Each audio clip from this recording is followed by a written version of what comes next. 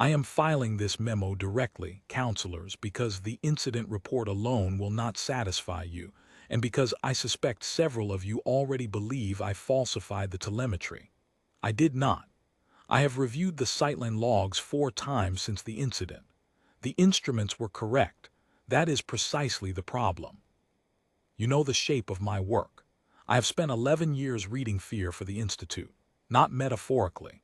Cortisol traces in exhaled breath, pupil dilation against ambient light, the particular hitch in a gait when a citizen sees a checkpoint drone and recalculates their route without admitting to themselves that they've done it. Threnhalo runs on this.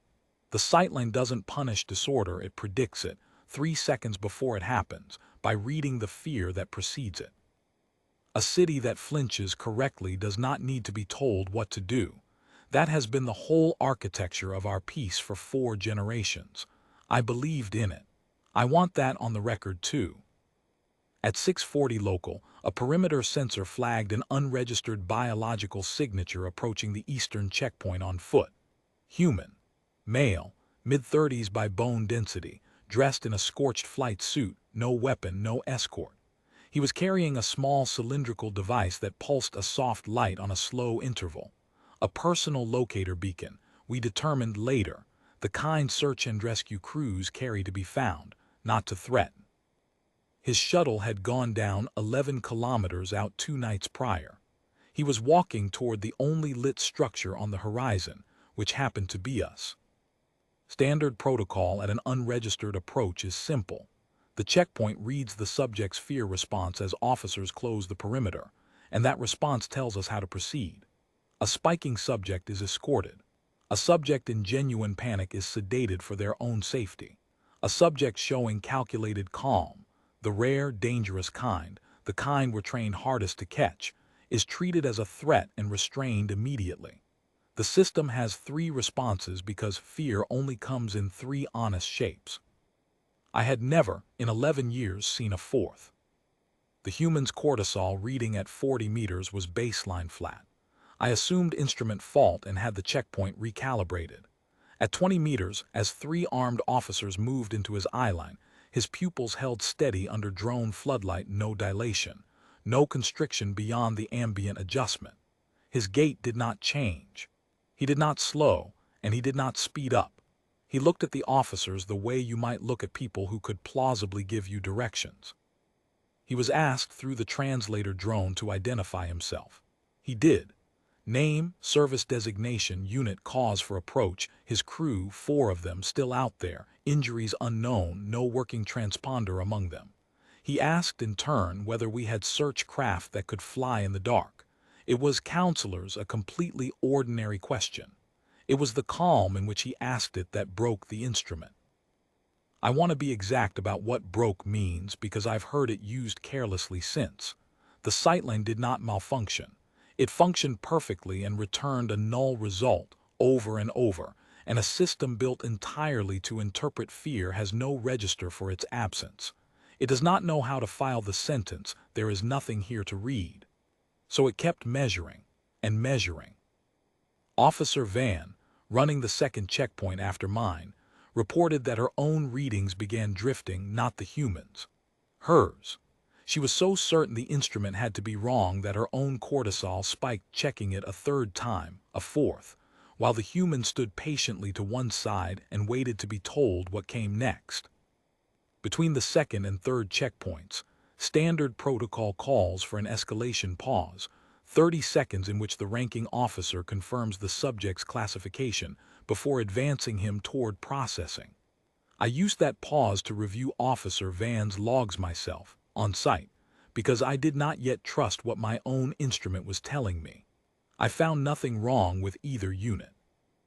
I found 2 officers, 6 years apart in service, independently reaching for the same explanation, which was that the human must be trained. Some elite conditioning, some suppression discipline we hadn't cataloged. I want to be honest that I clung to that explanation longer than the evidence supported because it let the sightline stay correct. A trained man's calm is still fear, just fear that has learned to hide.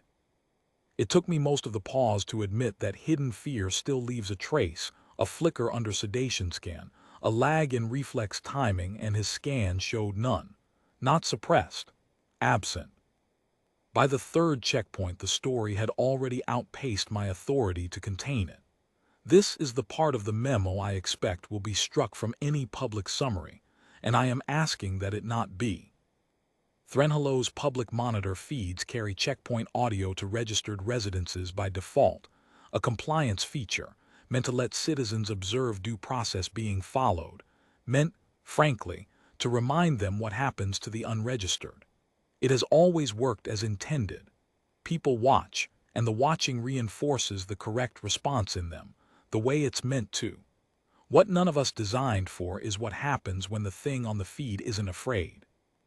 I have since reviewed the residential monitor data for the 3 blocks nearest that checkpoint. It shows what you'd expect until it doesn't. 14 residents in queue for the ration terminal, standing in the practiced, correct posture we train for, eyes down, shoulders in, the particular stillness that means a person has successfully predicted their own fear and preempted it before the sightline has to. That posture is not natural, counselors. It is learned. It is sustained the same way all of Threnhalo's order is sustained, by each citizen watching every other citizen hold it and matching them. The human held nothing.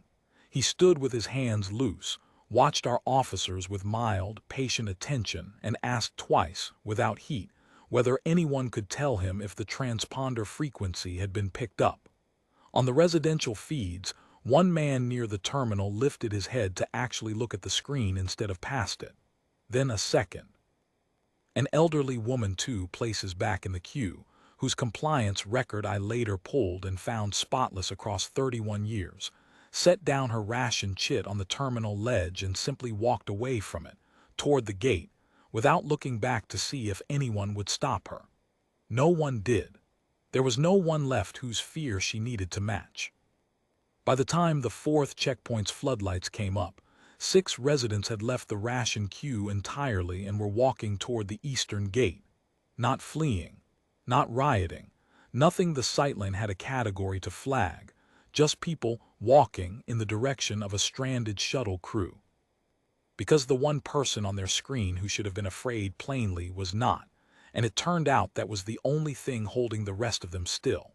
By 900 the number had grown to 11, including 2 off-duty checkpoint clerks who should have known better than anyone what they were unlearning in real time. None of them ran. Running would have meant they still believed something was chasing them. We detained him eventually.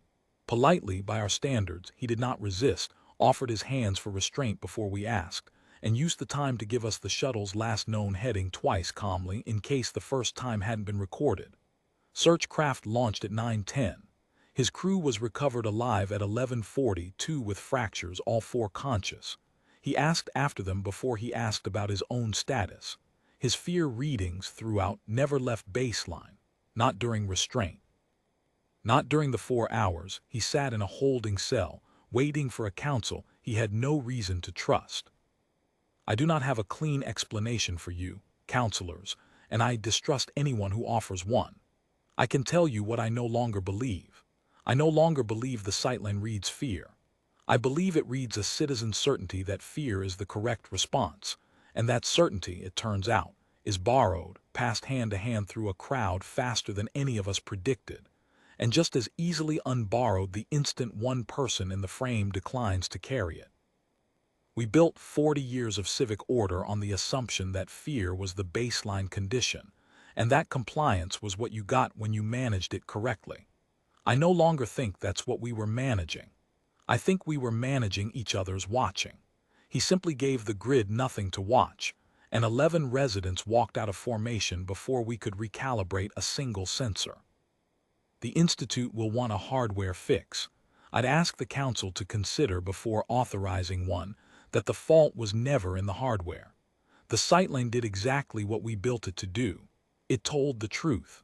There was nothing to be afraid of, and for 4 hours in the Eastern Quarter, a city built to flinch on schedule simply forgot how. I recommend against sedating him for further study. I recommend instead that someone ask him what he was thinking while he waited for our floodlights, and write the answer down exactly as he gives it, without correcting it into something that fits our instruments. I suspect it will be shorter than any of us expect. This concludes my testimony.